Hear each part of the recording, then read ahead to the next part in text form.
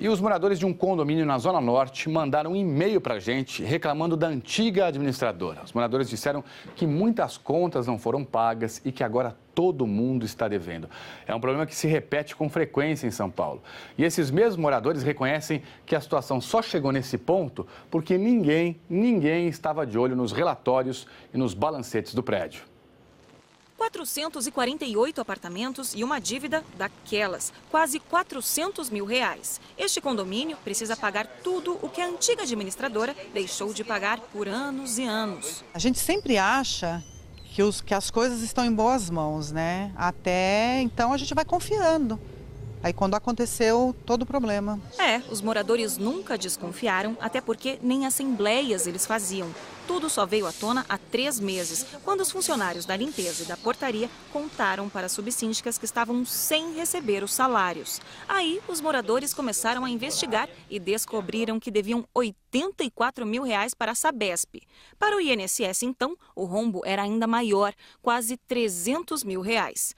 Nem os itens de segurança estavam em dia. Os extintores de incêndio, que precisam ser trocados a cada 2 anos, estavam vencidos. Ou seja, o dinheiro do condomínio ia por água abaixo. Depois de tudo isso, finalmente os moradores se uniram e criaram uma comissão para levantar as pendências do condomínio e tentar encontrar soluções para o problema. Mas não está sendo fácil, porque a antiga administradora não repassou os principais documentos e comprovantes de pagamento para eles saberem se ainda tem mais dívidas para pagar. A gente não tem o nosso passado, na verdade a gente está ainda sem a história recente, vamos dizer assim, do nosso condomínio.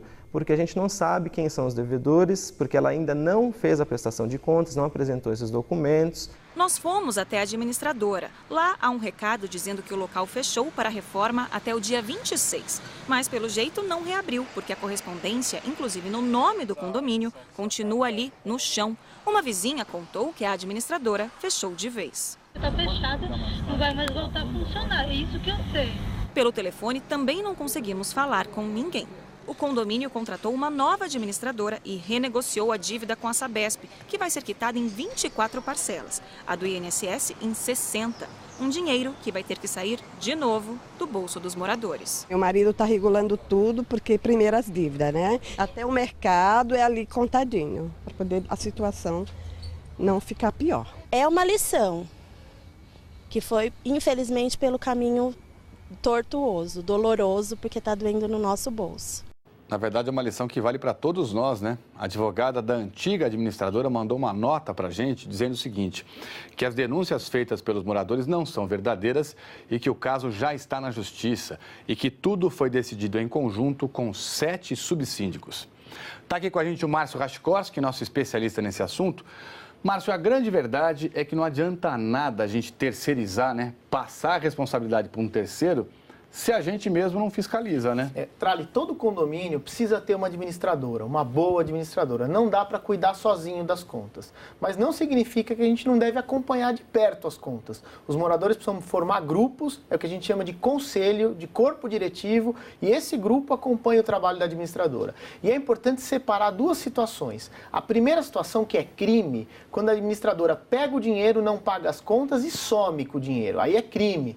É a polícia que vai investigar. E outra coisa é quando a gestão é ruim. Não tem crime. A administradora pega o dinheiro e não administra bem o dinheiro. Não fica com o dinheiro, ela gasta mal, mas não tem crime. São 2 situações distintas e, nesse caso, a justiça vai determinar o que aconteceu. É verdade, né, gente? É que morar em prédio dá trabalho. E aí você tem que realmente se unir com os outros moradores, com os seus vizinhos e fiscalizar as contas para ver se o dinheiro está sendo bem gasto. Ali, num único condomínio, existem 140 obrigações legais. Então, precisa ter planejamento, organização e precisa acompanhar de perto, descer nas assembleias, olhar o balancete mensal, olhar a prestação de contas, ficar de olho e ajudar. Não adianta só criticar, tem que ajudar. Eu já vou falar com a minha síndica para ver como é que está o balancete do nosso prédio, como é que está a administradora funcionando.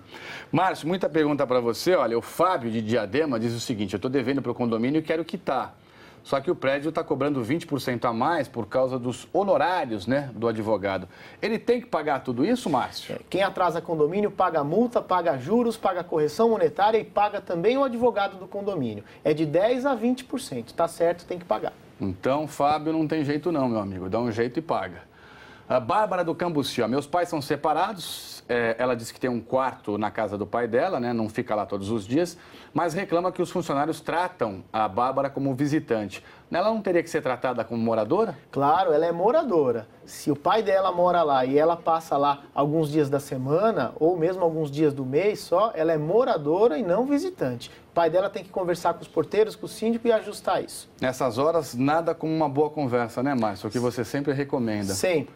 A Bianca do Jardim Jaqueline tem um cachorro grande, só que o síndico proibiu que qualquer animal bote as patas no chão das áreas comuns. Como é que ela faz, Márcio? Leva num carrinho de supermercado?